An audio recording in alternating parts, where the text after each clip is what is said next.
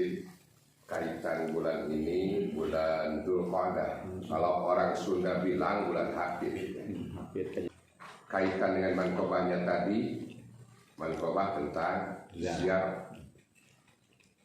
Tentang ziarah perlu diketahui dan dipegang oleh kita semua bahwa hukumnya ziarah itu adalah sunnah. Fungsinya yang ke satu lidzukirukumul maut, yang ke satu untuk mengingat mati, bahwa diri kita ini akan mati.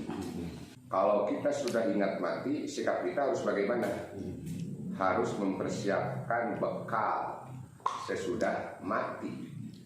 Karena hitungan diri kita, baik kulitnya, dagingnya, darahnya, uratnya, seluruh dohir batinnya dipertanyakan. Umurnya juga, harta benda dan kasab ikhtiar, aktivitas di permukaan bumi ini dipertanyakan oleh Allah Subhanahu wa Ta'ala.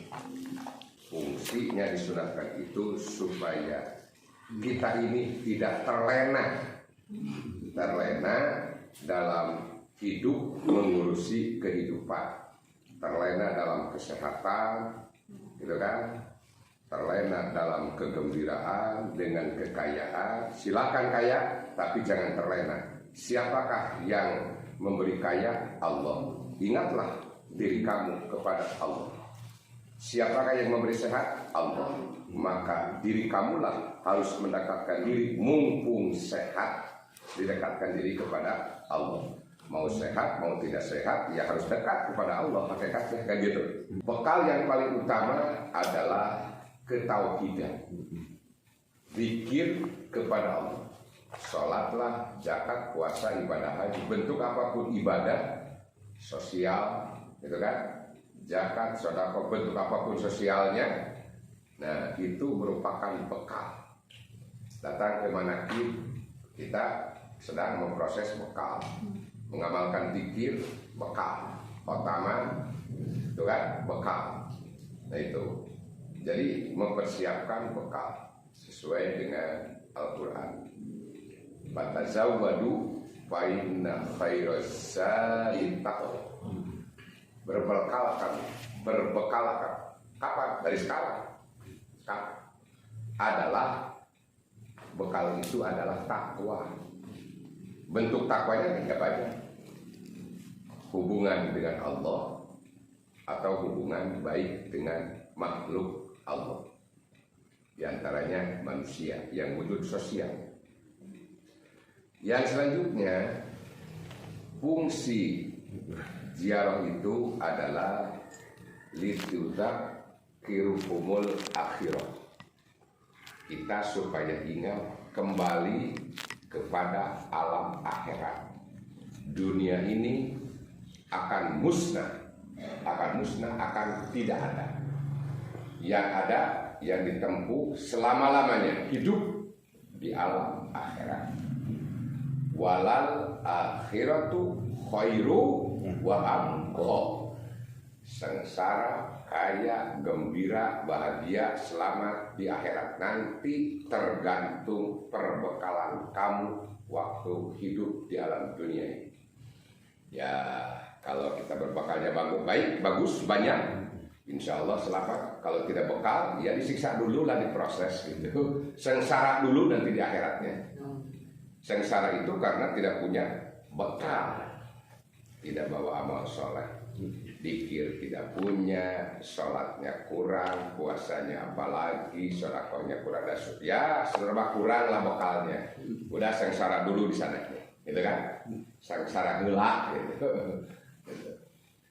Tetapi sejelek apapun manusia yang iman, yang Islam, sejelek apapun nanti akan dimasukkan ke surganya Allah. Tapi adalah menurut hadis Rasul itu adalah sabing bilangan pasir anu aya di alam dunia.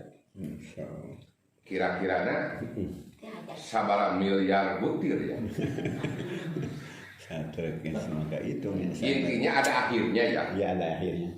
Ada akhirnya. Ya, jadi sejelek apapun orang, gitu kan. Sesudah disiksa habis-habisan, ya selesai sudah jadi bersih, masuklah ke surga ya Allah. Enggak pengangkatan. Ada pengangkatan. Teuing sabara juta tahun lah. Ya kalau menurut ilmu 1000 tahun di alam dunia ini, kalau dibawa ke akhirat 1 hari. 1 hari di akhirat, 1000 tahun Di dunia. Jadi kalau disiksa oleh Allah 1 bulan saja di sana, wah repot. 30 tahun ini dia malah. Karena apa? Karena kamu tidak punya bekal. Kamu itu muslim, kamu itu imun, tapi kan durhaka kamu. Durhaka. Udah dikat sekarang, kita lah masuk kepada ranah thariqah, ya, kepada ranah thariqah. Makanya kita mengamalkan kalimat la ilaha illallah. Saya ini bukan karena takut neraka, bukan mengharapkan surga. Sudah? Iya. Coba. Ini versi thariqah Pak Parma, ini versi thariqah lah. Kalau versi syariat, saya ibadah ini karena takut neraka. Itu pingin masuk surga, gitu kan, terus gitu. Orang yang ngaji adalah masuk surga, sedekah masuk surga, gitu. Lain. Masuk ke alam akhirat, mana surga saya? Yang pernah sholat, yang pernah puasa, yang pernah wirid, mana surga saya? Loh, malah kamu ini dimasukkan ke neraka. Karena sholat kamu itu karena surga. Mengharapkan karena surga. Surga itu punya siapa? Gitu kan? Surga itu punya siapa? Punya Allah lah. Neraka punya siapa? Punya Allah. Gitu kan? Nah, thariqah jalan tengah, tidak kanan, tidak kiri. Ilahi anta maksudi. Saya ini datang kepada pencipta neraka, pencipta surga. Siapa? Allah. Ilahi anta maksudi. Itu. Kalau dikupas secara tauhid, begini Pak Parman. Waman adlamu mimman abadani li jannatin au nari. Ayo bareng semua. Ya, 1, 2, 3. Jadi artinya begini, hambaku yang paling dolim, hambaku yang paling dolim, yang suka ibadah tapi paling dolim, ini di pandangan Allah adalah miman abadani li jannatin au nari, ibadah karena pingin masuk surga, takut karena neraka. Itulah orang yang dihukuman di pandangan Allah cek sudah mah pang dolim-dolimna jalma nu hayang asup ka surga sieun ku neraka pang dolim-dolimna eta lah ibadah. Gitu, eta daek ibadah. Kumaha teu daek ibadah? Apalagi orang yang tidak ibadah, yang tidak punya zikir, itulah neraka. Oleh karenanya petikan surga janganlah nanti, sekarang juga kita sudah dimasukkan kepada surga. Mana surga kita sekarang? Surga kita di sini. Keselamatan hati, kenyamanan hati, kelegoan hati, keterangan hati, ketenangan, kebahagiaan, ini surga. Surga. Kenapa masuk surga? Karena kunci surganya selalu dibaca. Iya, dipegang banyak. Itu kan? Selalu dibaca. Apa kunci surganya? Adalah kalimatul la ilaha illallah. Tidak akan ada surga, tidak akan ada neraka kalau tidak ada kalimat la ilaha illallah. Itu diproses oleh tauhid masih jauh lagi bangsa, masih jauh lagi, masih jauh. Kenapa demikian? Itu baru di ranah lisan kalimat la ilaha illallah. Kalau bicara baru menurut hakikat, karena kalau menurut luar itu dalam, tapi kalau menurut dalam itu masih luas. Kenapa bisa menyebutkan luar? Karena ada dalam. Ya. Apa dalamnya la ilaha illallah? Ada esensi la ilaha yang ditanamkan di dalam hati. Itulah banyak orang yang mengucap la ilaha illallah tapi tidak dengan isinya. Ibadah juga. Jangankan manusia, burung beo bisa baca la ilaha illallah. Bisa. Kakak tua la ilallah. Itulah burung. Kalau dilatih dengan la ilaha illallah bisa, apalagi manusia. Udah. Kembali kepada titik persoalan adalah ziarah. Ziarah itu adalah dibahas dengan versi syariat. Dibahas dengan versi hakikat. Ya, versi syariat udah diinggikan, didatangkan dengan fisik, pakai duit, pakai ongkos, itu kan, pakai pengorbanan.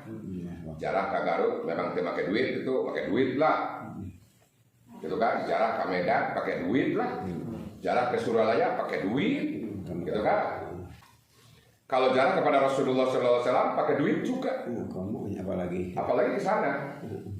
Pingin kita ketemu dengan makamnya Rasul. Pengen.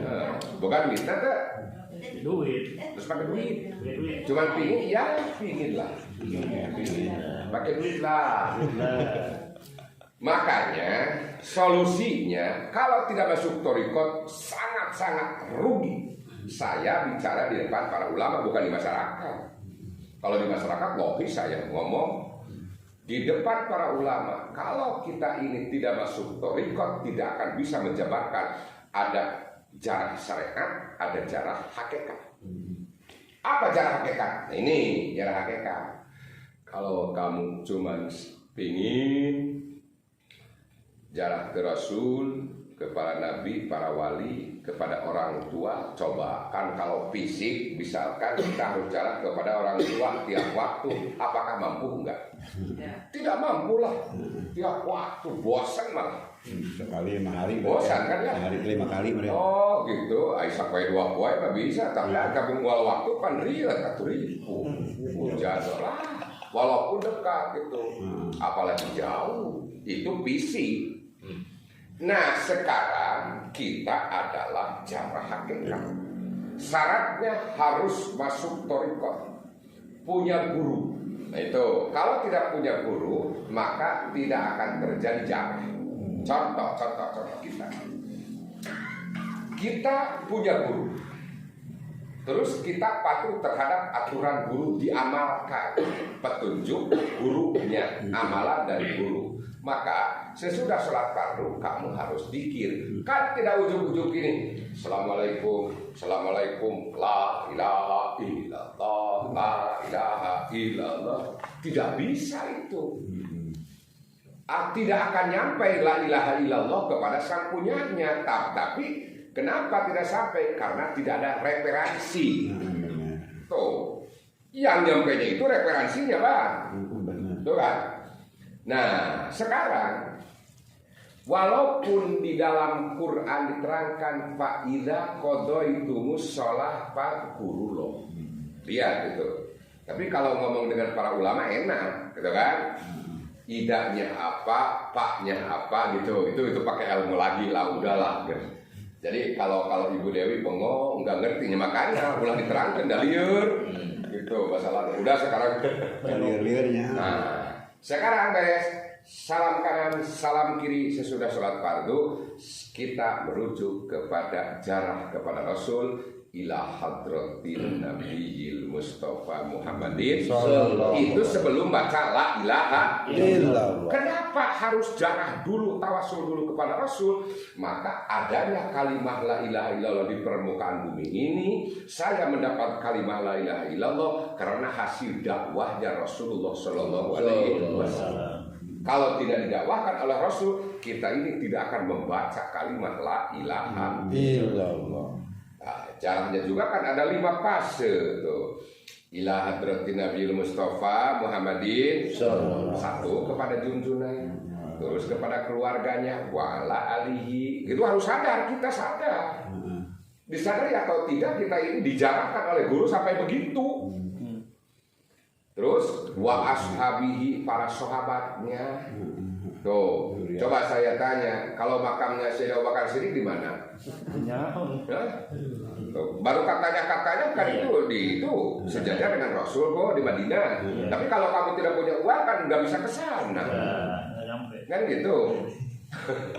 Kalau dibawa ke jarak syariat kan susah, hayang, nyampe henteu da teu boga duit. Nah, sekarang kalau masuk thariqah, diamalkan thariqah mau punya uang atau tidak itu diamalkan. Iya, benar. Tuh kan? Wa ala alihi wa ashabihi tulul wa azwajihi tulul istri-istrinya Rasul dijarah. Suriah kali itu. Wa dzurriyyati dan seluruh turunan Rasulnya juga dijarah. Dari mana? Cukup dari Bogor juga, dari Ciberem juga cukup, dari Cimanggu cukup, dari Kebon Bangis juga cukup. Asal itu diamalkan. Itu namanya adalah jarah hakikat. Menjarahkan ruh diri kita masing-masing. Maka unjukkan kepada Rasul, ya Rasulullah usina mah gitu. Kan kelakuan saya ini banget bototnya gitu kan, banyak dosa.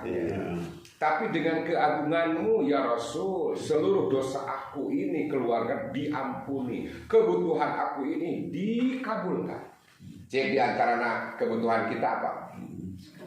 Diampuni dosa lah, diampuni dosa dulu. Paling utama. Itu kan kunci salamna tekan ku diampunan dosa heula Pak Parman. Itunya. Soal bagja, soal selamat, soal kaya mah gampang. Gitu kan. Dosa ya benar. Dosa heula dibersihkan digigis habis.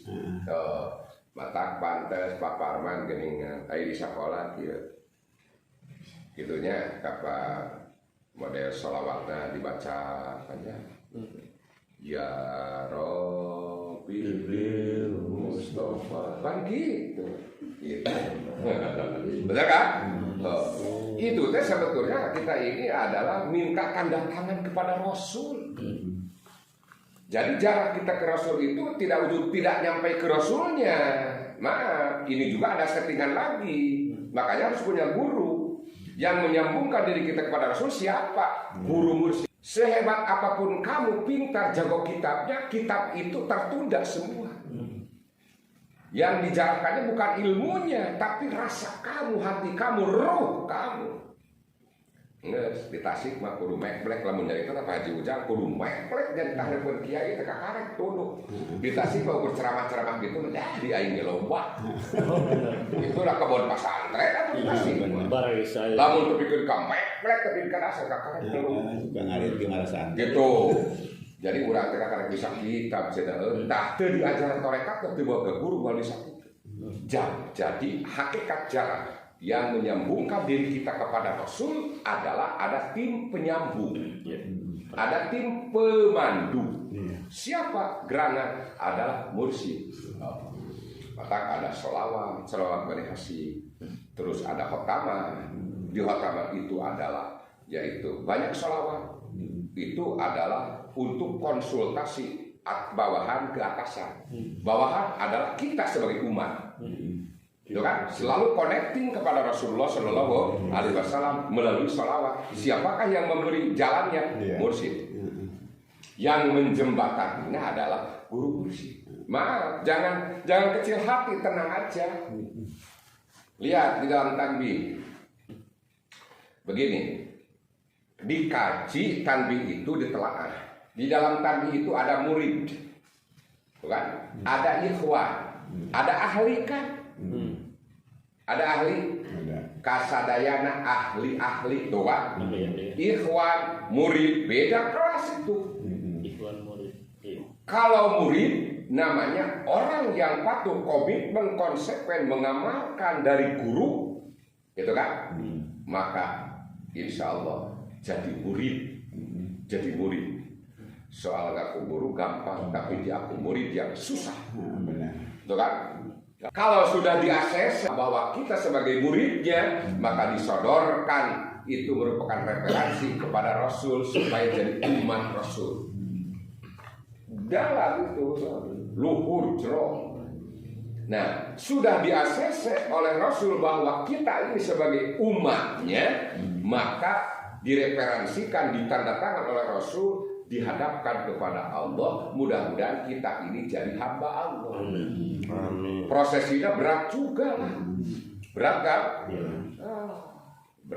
Berat lah. Tapi kan kita ini berjuang seberat apapun, iyalah jangan diberat-beratin lah. Gitu kan ya? Gitulah. Hese ulah sampai hese-hese. Hampang ulah dijadiin hese. Gitu. Gitu lu. Biasa saya. Nah, gitu. Seadanya aja lah. Bihalatil bodiruhi kuntur siluha tuqabilul ardo anni wayana ibati wa hadihi naubatul asbahi qad hadarat bamdud yaminaka kaitu dobiha syafati waktos tabih ti gusti cik ari junjunan di mana ya? Kuburanana di Madinah. Walaupun jauh jaraknya ke Bogor, Rusim abdi dijurungkan tadi teh urang karo teh ila hadratin Nabiyil Mustafa Muhammadin. Pergi ruh kita ini ke sana untuk menemui ruh beliau. Siapakah yang memandunya? Adalah Mursyid. Tapi dengan syarat. masih dalam lagi pasangan. Apa itu penyambungnya? Apa itu sampai ke sananya? Maka sahabat itu mengantarkan kita kepada Rasul itu apa esensinya? Kalau ininya jalan, kalau ininya hidup, kalau ininya hidup, maka harus dihidupkan supaya hidupnya jadi kehidupan. Hidupnya jadi kehidupan. Iyalah. Pada hari hirup geus tenang maka jadi ketenangan kan? Ada tenang, ada ketenangan, ada senang jadi kesenangan kan? Gitu senang dulu, tenang dulu. Tenang. Pikir dulu lah. Tenang lah. Tenang dulu apa senang dulu? Tenang. Ya. Setiap tenang pasti senang, tapi tidak setiap senang tentu. Banyak orang ini kesenangan kita, kesenangan, tapi belum tentu tenang. Segala fasilitas prioritas belum tentu jadi ketenangan, tapi itu adalah kesenangan kamu. Apa esensi ketenangan? Inilah alat ketenangan. Dari siapa ini alat ketenangan? Dari Mursyid, dari guru. Dari siapa guru itu? Dari Rasul. Itulah. Jadi itu ada interaktif terus. Oleh karenanya apabila diri kita mengamalkan tawasul, mengamalkan khotaman, mengamalkan zikir, mengamalkan manakiban, maka seluruh jasmani dan rohani semuanya dijarahkan kepada Rasulullah. Kulitnya, dagingnya, uratnya, darahnya, tulangnya, sumsuamnya, itu pikirnya, akalnya, rasanya, hatinya, perasaan semua terus digiring ke sana. Amin ya Rabbal. Jadi kalau jarak syariat itu sebetulnya sangat terbatas, sangat ketemporeran waktu dan keadaan. Kan?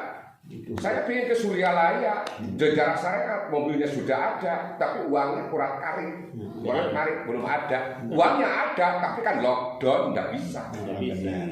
Itu kan jarak syariat, tapi kalau jarak hakikat, di situasi kondisi apapun, kita adalah robito kepada guru. Apa yang sebenarnya robito itu? Menghubungkan rasa kita kepada guru. Paham? Itu robito. Kita mau mengamalkan la ilaha illallah. Di dalamnya sebelum mengucapkan la ilaha illallah, ingat dulu kepada yang memberikan pepatah yang menalkinkan la ilaha illallah kepada diri kita. Siapa? Sang guru. Guru. Maka sapetok-petok, nah, gitu kan, sabutut-bututnya, sejelek-jeleknya ikhwan. Kalau mengamalkan la ilaha illallah didasari dengan robito, maka ikhwan tersebut mulia di pandangan guru dan Allah Subhanahu wa Ta'ala. Yang makanya yang punya nilai ini. Nilai, hatena nyambung, rasanya nyambung. Robito itu kaitan batin. Contoh ya. Istri saya sekarang ada di rumah, lagi HS. Ingat ke istri saya. Saya tanya, apakah detik-detik ini istri saya ingat kepada saya enggak? Belum tentu. Pas saat detik-detik ini ingat kepada sang istri yang ada di rumah, belum tentu istrinya ingat. Iya. Betul? Betul. Oh, gitu. Misalnya ibu-ibu ini misalkan ibu-ibu saya ingat kepada sang suami sudah dikubur, belum tentu orang kubur ingat kepada kamu. Apa sebaliknya? Lalu saya ditinggalkan istri ini, bagaimana istri? Belum tentu istri kamu yang ada di kuburan itu ingat kepada kamu. Oh, inilah hebatnya Thariqah, hebatnya Islam gitu.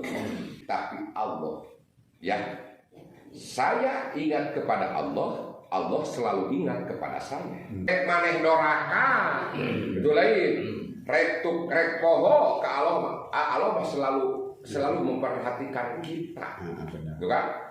Allah itu selalu menyayangi kita, selalu ingat kepada kita. Kamu itu durhaka, kamu ini adalah maksiat, terserah kamu. Pokoknya mah Allah selalu ingat kepada kamu. Cirinya sehat ada, napas masih berjalan. Usaha maju, jabatan semakin naik, gitu kan? Prioritas difasilitasi terus naik. Walaupun kamu lupa kepada Allah, tapi Allah adalah tidak lupa kepada kamu. Kalau dipek-pek di akhirat, bisa ya. Itu kan, jadi ladang pohon ke Allah, kan? Jadi itu akibat dampaknya lupa kita kepada Allah itu. Akhirnya dipikirnya walau sadajan doraka atas siapa gitu, diperhatikan lain. Itulah jelema neangan duit riweuh sawareh nu rek kuliah di mana encan itu encan ieu nu kan sakukuring duit gitu. Sadajan doraka kada kacumponan ku Allah teh. Dicumponannya dikabulkan oleh Allah itu walaupun kita durhaka. Tapi udah dengan hidayah kita jangan terlena di dalam kedurhakaan, kita kembali la ilaha illallah. Terus dikit. Kan dikir we. Kieu lah contoh nama kieu. Ieu sorban. Tisa ieu sorban dong. Apa teh? Hah? Teu apa? Geus tong dibeja. Ieu sorban dibawa ka mana-mana manfaat. Lamun terus dipakai kotor teu? Kotor. Kalau sudah kotor gimana? Dicuci. Lama make, lama nyuci. Lama make. Make masa minggu. Benar gitu. Tapi kalau nyuci 20 menit selesai. Gitu kan? Iya. Kita berdosa tiap hari, tiap malam, di siang hari dan di tiap malam durhaka kepada Allah. Udahlah biarin itu. Kita loba dosa kotor juga, tapi dicuci di dalam dzikir la ilaha illallah. 5 kali. Gitu kan? Berterima kali sehari. Gitu kan ya? Tapi dicuci dengan la ilaha illallah. 1 kali baca la ilaha illallah diampuni 4.000 dosa.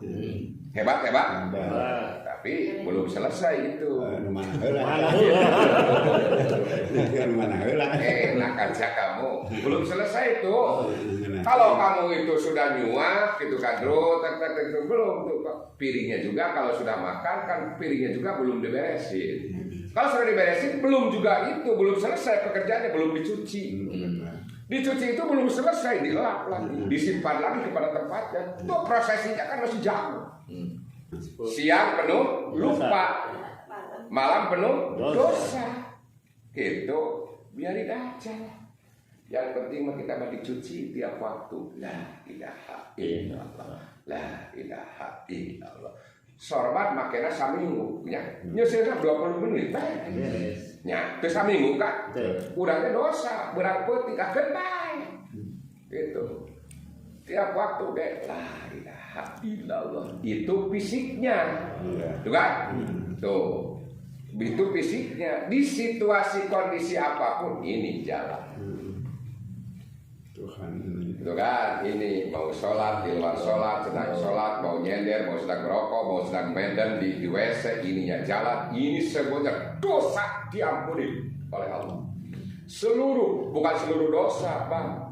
Seluruh dosa. Itu kan, bukan dosa, seluruh dosa. Itu beda. Nah, kalau seluruh dosa masih kecil, tapi kalau seluruh dosa, seluruh Walaupun kamu sedang meden, tapi kalau hidup ininya hidup diampuni seluruh dosa. Hebat. Udah selesai. Alhamdulillah. Jadi mohon maaf, kita mengamalkan dikir jarak dulu. Kita mengamalkan khotamah itulah jarak. Kita datang ke manakib adalah jarak. Hakikatnya jarak. Apa esensi daripada jarak? Tohir kulubana, kan? Minta dibersihkan hati. Mudah-mudahan kita semuanya dipanjangkan umur. Wassalamualaikum warahmatullahi wabarakatuh.